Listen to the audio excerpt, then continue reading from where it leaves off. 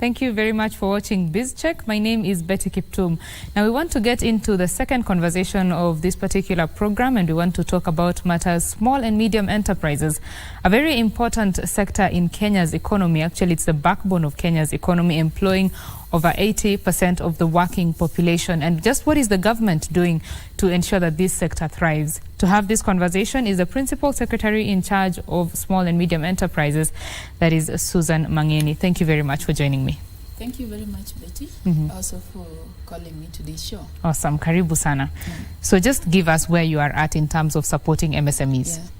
First of all, let me just do a little bit of correction. I'm the Principal Secretary for Micro, Small and Medium Enterprises. I just want to make sure that you do not forget about the micro. Yes. The micro is very much important because that's what defines our economy. That's the reality that we have. Most of our businesses are micro. So what is the government doing? First and foremost, government has placed a renewed focus on MSME sector, and this is in recognition of the critical and the significant contribution that this sector makes to economy.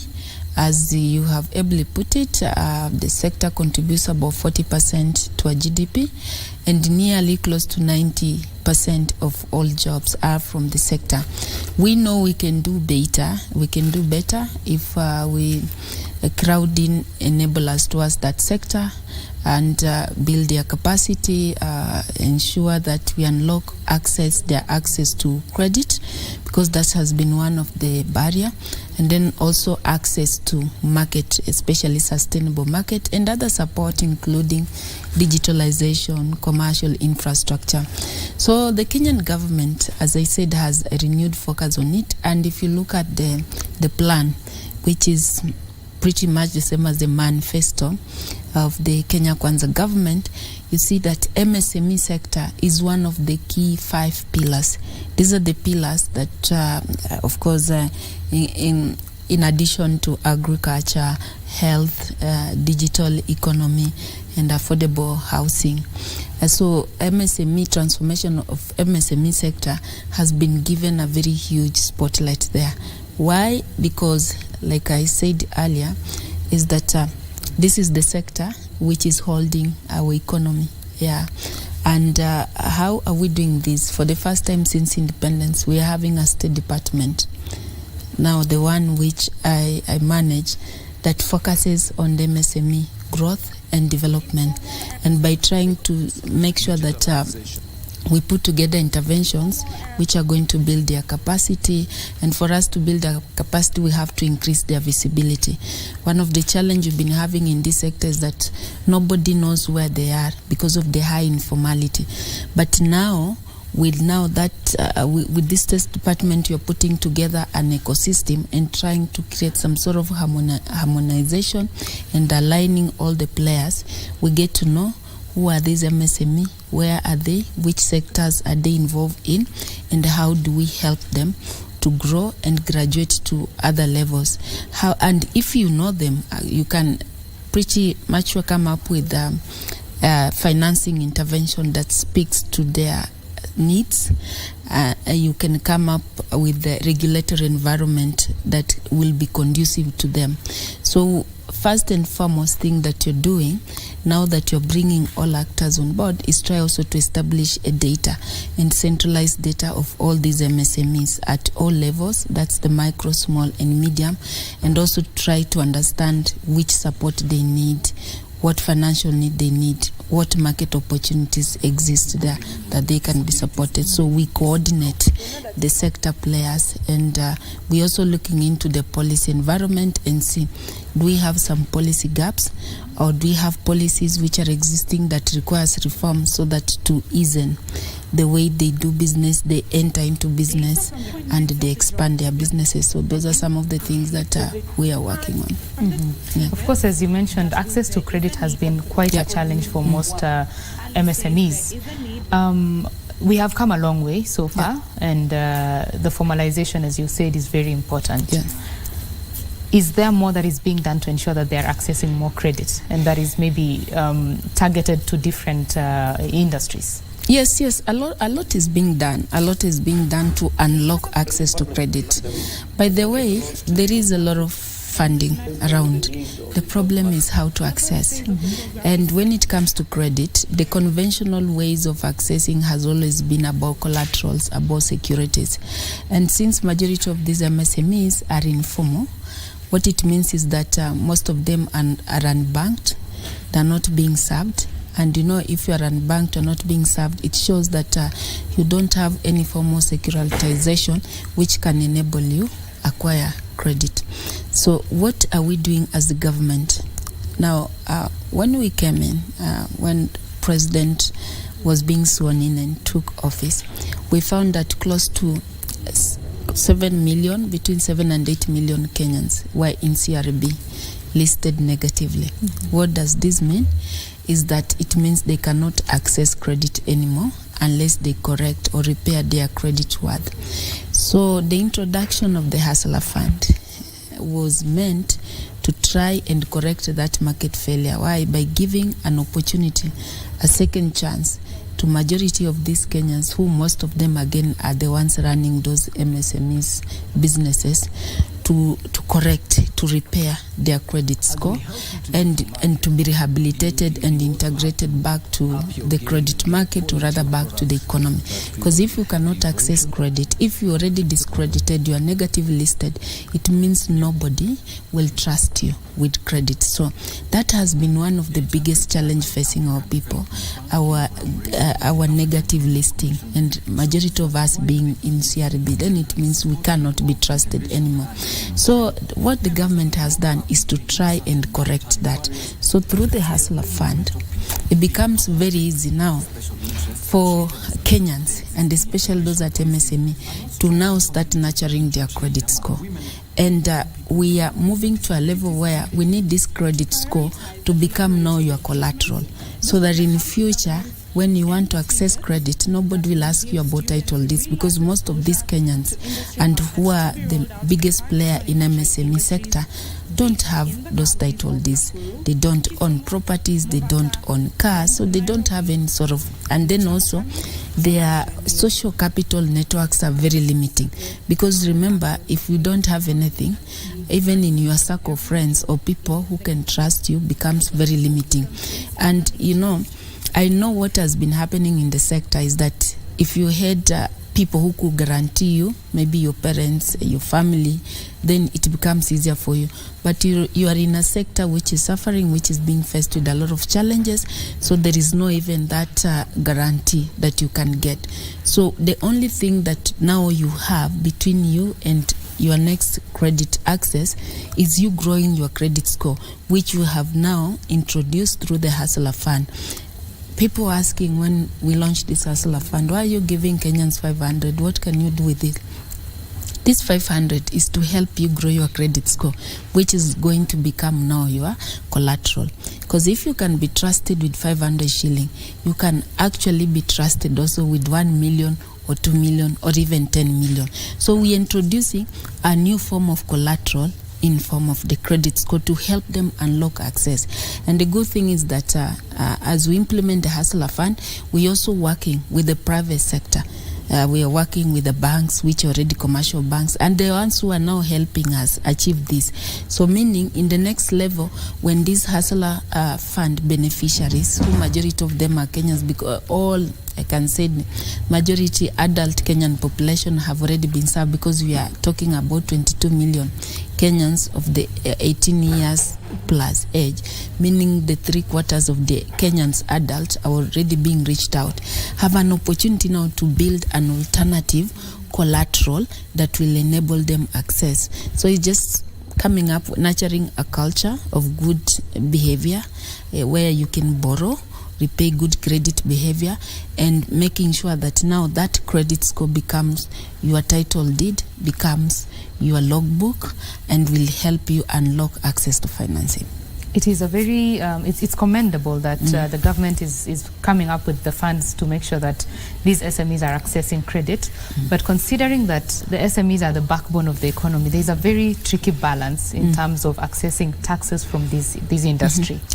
According to the Institute of Social Accountability, they say that an SME has to pay 12 taxes and or levies, to the government, and there could be an element of double taxation, because why are you paying 12 taxes? Why not just put them into one and pay the government? Of course, that can be commented on by tax experts, but how do you ensure that the taxation, the tax regime, is not killing the backbone of Kenya's economy? We are looking at the policy environment and all regulatory framework. We have embarked on the review. And one of the things which I mentioned earlier is the issue of visibility.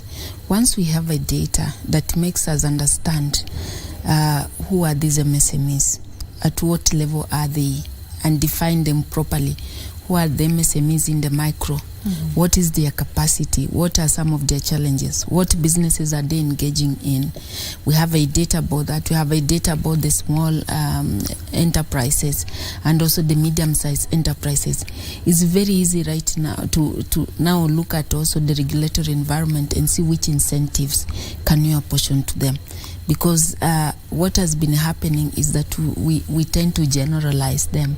You're saying MSME without really understanding their context, challenges which they are getting through, and seeing how we can harmonize all the regulatory environment so that it doesn't become punitive to them, to ease their way of doing business. Is in the government's best interest that all Kenyans gets engaged in the economy in one or another. And because we know as you do your business, at worst you're creating for yourself a job. But again also, if we can enable you, you're going to create jobs for other people, one or two or even more people. So putting a punitive environment means we are not just, we will be pushing you outside the economy, and which becomes a very heavy burden to the government, because what it means now, the government needs to look for other resources somewhere else to take care of you, either through health and through other primary obligations that the government is supposed to support you. So the easier we make as many people to onboard into the economy and to do businesses that at least can give them, some sort of income, day-to-day income, and to be able to meet their primary obligation, the better for the government. So as we create the visibility of these MSME and try to understand their needs, their context in which, the environment in which they're doing, we are also relooking at the policy. And I will say the fact that part of the renewed focus actually is for us to kind of become a bit of destructive. We are trying to distract what is existing so that now we can reorganize in a manner that can be supportive to the MSME. So that's one of our key commitments, to relook at all these regressive regulatory frameworks and the policies and try to harmonize.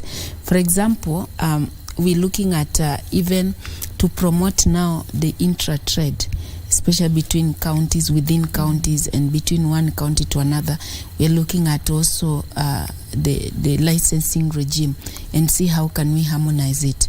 We've had cases where MSME come to tell us, look, for me to move goods from this county to another where there is a market, along the way I'm paying a lot of those sales and a lot of levies along the way, and makes my business not to be competitive and productive. So we have embarked on consultation with the county government and with all players, and see what can we do to make it easier for our people to start doing business and also to thrive in those businesses. So we are looking at those policy framework. Right. And I want to commit here that in the next few months or so, you'll be seeing a lot of legislative reforms taking place and a lot of policy reforms taking place, because we're already discussing that. I'm sure that is good news to the SMEs. Yes.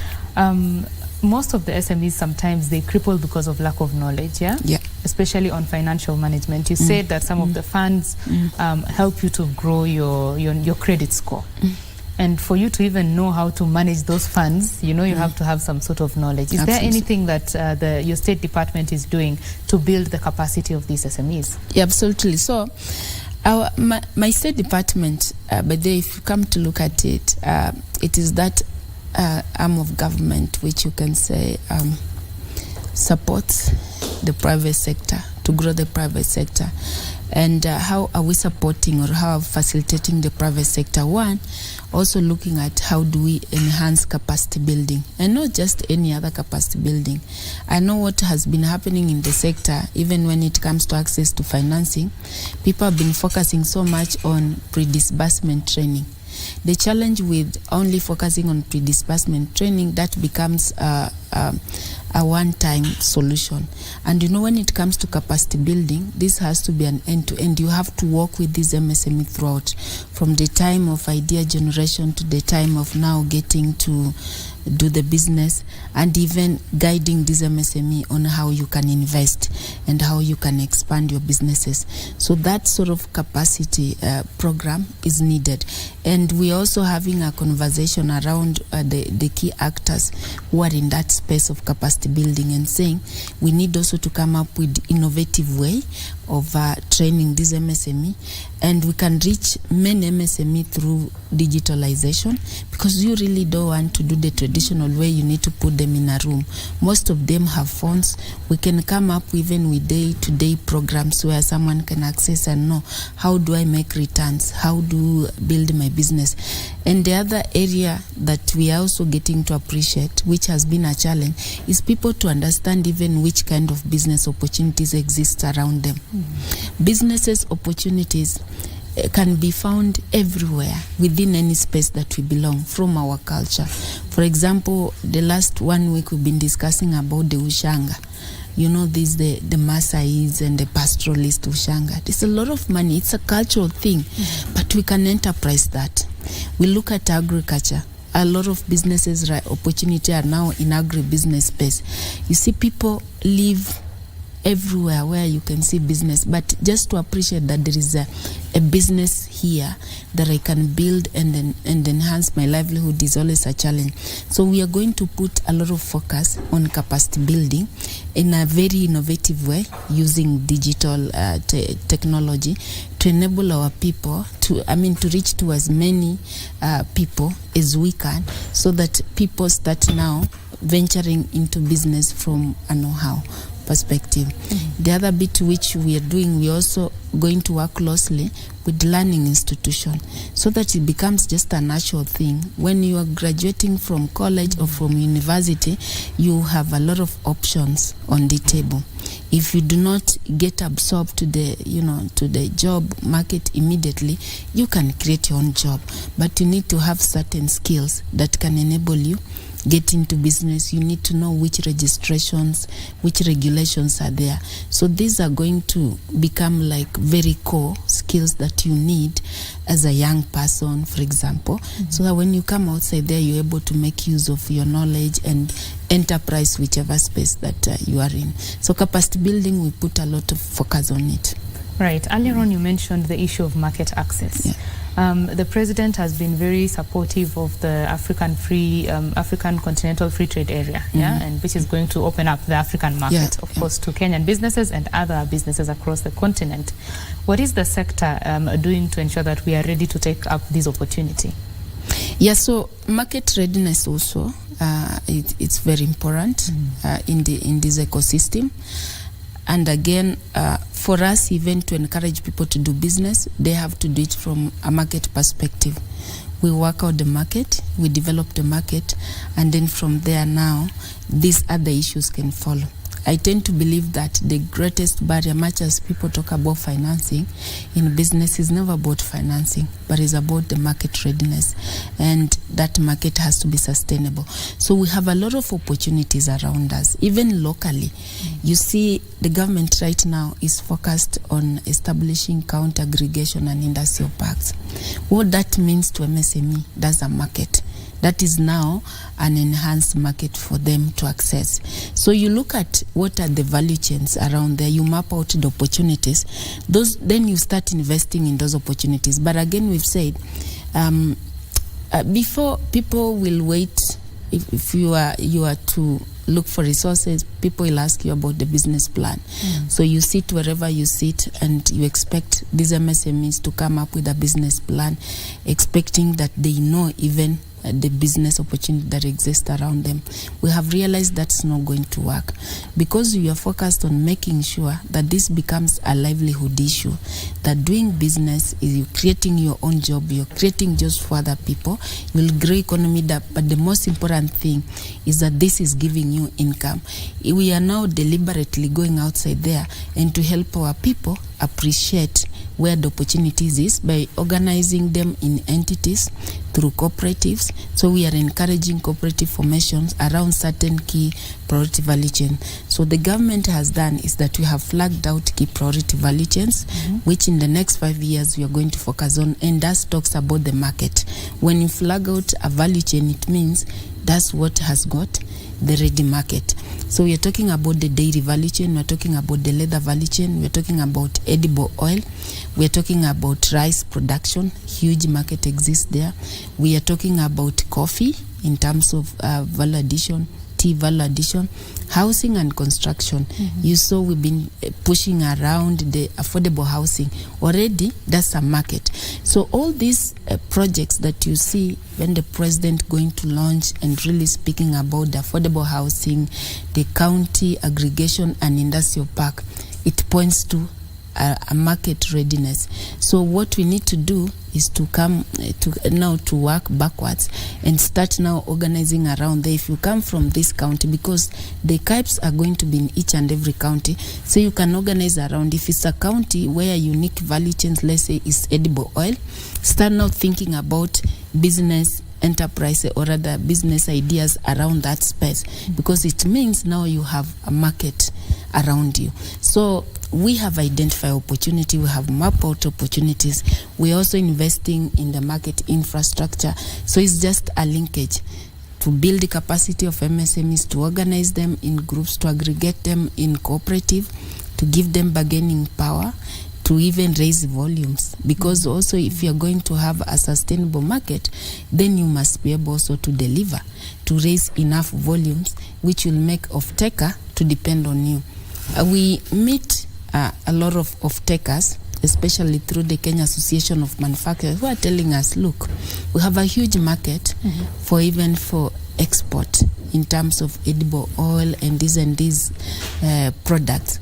But then we don't have people on the ground who can do this. It's not that those people are there. You find people there, but there are no proper linkage in terms of that supply chain. So we're also working out that, so that an off-taker, you tell us this is the market you have, and as we go down now to look at which MSME can do this, which form of organization do we need to put them?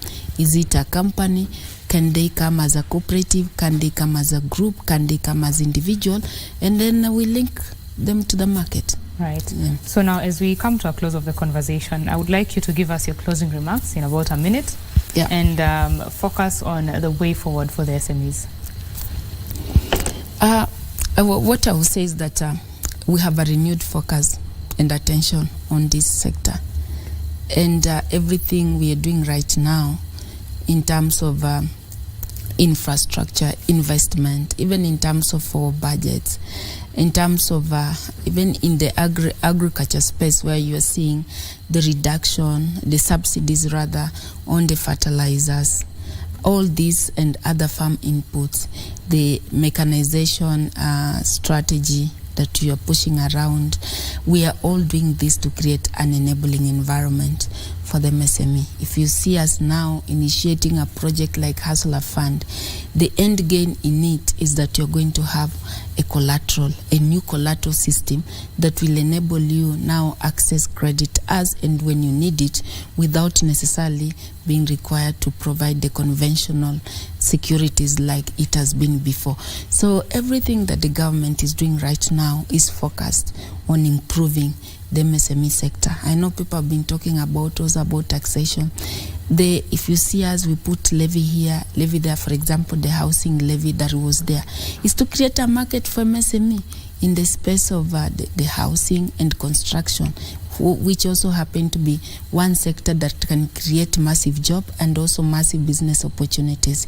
In terms of also market access, we are right now, through my state department, enforcing AGPO, and other preferential procurement treatment to make sure that we open up a huge market to our MSMEs. And we also concern is not just about one solution at a time. We are looking at end-to-end solution.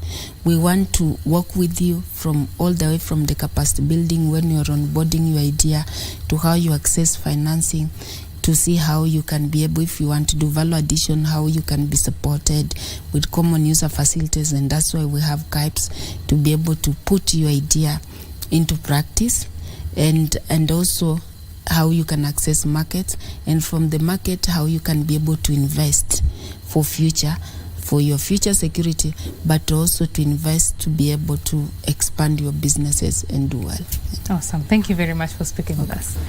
I have been speaking with Susan Mangeni, who is the Principal Secretary in charge of micro, small and medium enterprises, to just take stock of where this sector is and what the government is doing to support this very important sector in Kenya's economy. That is all we had for you on BizCheck this morning. Of course, Kurunzi Mashinani is coming up, but we shall take a quick break, then Kurunzi Mashinani. From us on BizCheck, wish you a lovely day. My name is Betty Kiptum. Bye-bye.